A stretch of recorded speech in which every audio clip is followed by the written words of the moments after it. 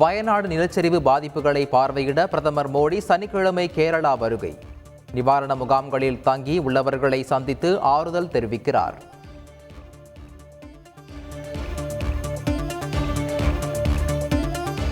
வயநாடு நிலச்சரிவு குறித்து கேரளா உயர்நீதிமன்றம் தானாக முன்வந்து வழக்கு பதிவு. இயற்கை பேரிடர் எச்சரிக்கை விடுக்கவும் நடவடிக்கை எடுக்கவும் அரசுக்கு என்ன அமைப்பு உள்ளது என கேள்வி.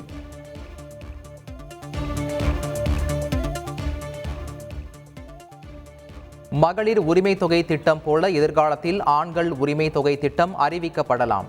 அமைச்சர் பெரிய கருப்பன் பரபரப்பு தகவல்.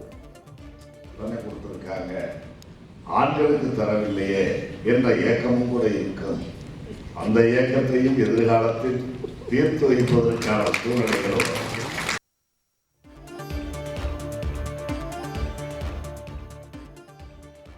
அமைச்சர் நேரு கலந்து கொண்ட நிகழ்ச்சியில் முதியவர் ஒருவர் தீக்குளிக்க முயன்ற சம்பவத்தால் அதிர்ச்சி. திருச்சி மாவட்டம் லால்குடி அருகே பரபரப்பு.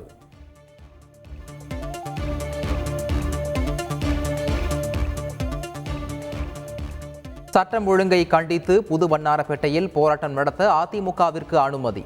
சென்னை உயர்நீதிமன்றம் உத்தரவு.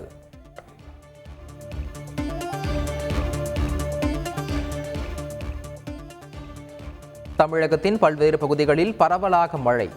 வெப்பம் தணிந்து குளிர்ச்சியான சூழல்.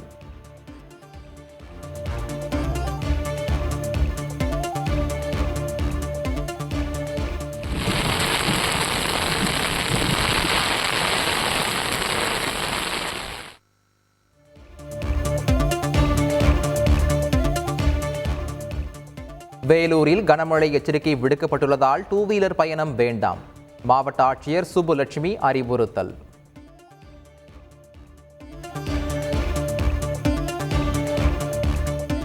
டெல்லியில் பல்வேறு பகுதிகளில் பரவலாக மழை பொழிவு.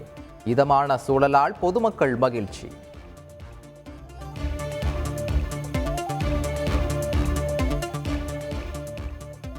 உத்தரப்பிரதேச மாநிலம் நொய்டாவில் தென்மேற்கு பருவமழை தீவிரம்.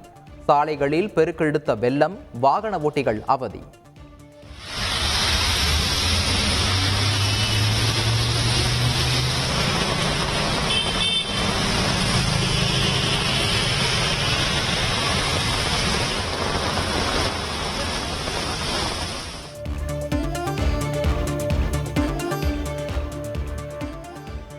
புதுச்சேரி விடுதியில் திண்டுக்கல்லைச் சேர்ந்த கணவன் மனைவி உட்பட ஒரே குடும்பத்தைச் சேர்ந்த 4 பேர் விஷம் அருந்தி தற்கொலை. கடன் பிரச்சனையா என்ற கோணத்தில் போலீஸ் விசாரணை.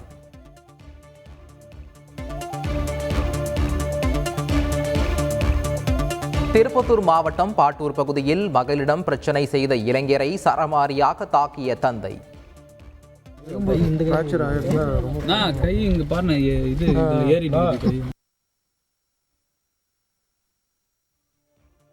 பழிக்கு பழியாக வீடு புகுந்து சிறுமி மீது இளைஞர் தாக்குதல் நடத்தியதால் பரபரப்பு.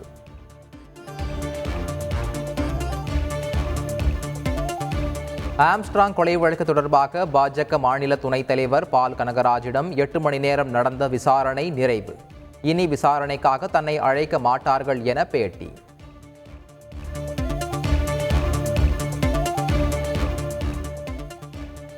ஆம்ஸ்ட்ராங் கொலை வழக்கில் ரவுடி நாகேந்திரன் கைது. வேலூர் மத்திய சிறையில் உள்ள ரவுடி நாகேந்திரனை கைது செய்த தனிப்படை போலீசார்.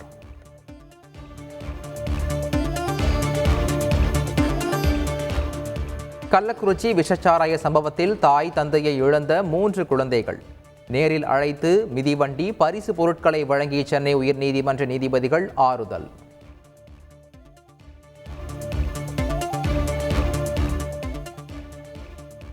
பன்ருட்டி அருகே உயர் ரக சொகுசு பைக் வாங்கி தர பெற்றோர் மறுத்ததால் தூக்கிட்டு தற்கொலை செய்வது போல் மிரட்டல் விடுத்த இளைஞர். கால் தவறி கீழே விழுந்ததில் கயிறு கழுத்தை இறுக்கி உயிரிழந்த சோகம்.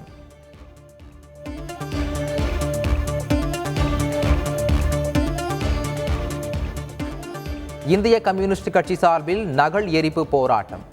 மத்திய அரசு கொண்டு வந்த 3 புதிய சட்டங்களை ரத்து செய்ய கோரிக்கை.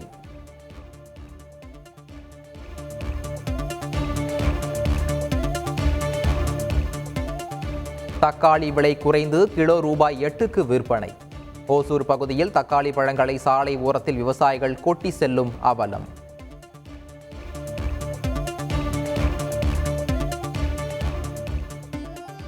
சேலம் அரசு மருத்துவமனையில் பிறந்து 5 நாட்களேயான ஆண் குழந்தை திருட்டு. மாஸ்க் அணிந்த பெண் ஒருவர் குழந்தையை திருடிச் செல்லும் சிசிடிவி காட்சிகள் வெளியாகி பரபரப்பு.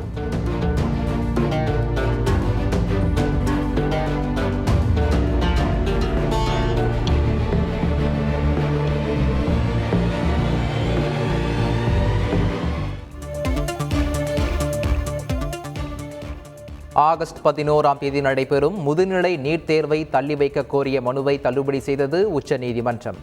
5 மாணவர்களுக்காக 2 லட்சம் மாணவர்களை சிக்கலில் தள்ள முடியாது என நீதிபதிகள் ஆவேசம்.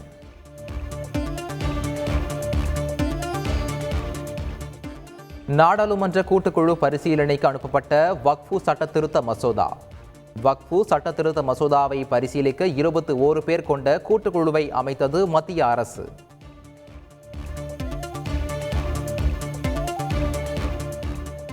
ஆகஸ்ட் 12ஆம் தேதி வரை பட்ஜெட் கூட்டத்தொடர் நடைபெற இருந்த நிலையில் இன்றுடன் நிறைவு.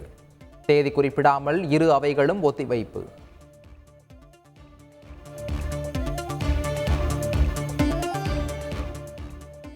ஹிஜாப் அணிவதற்கு மும்பை தனியார் கல்லூரியில் விதிக்கப்பட்ட தடையை எதிர்த்து முஸ்லிம் மாணவிகள் உச்சநீதிமன்றத்தில் வழக்கு. பொட்டு வைத்தவர்களுக்கு அனுமதி இல்லை என கூற முடியுமா என நீதிபதிகள் கேள்வி.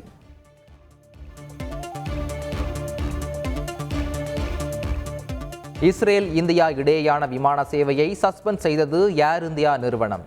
இஸ்ரேல் மீது ஈரானும் தாக்குதல் நடத்தப்படும் என அறிவித்துள்ளதால் பதற்றம்.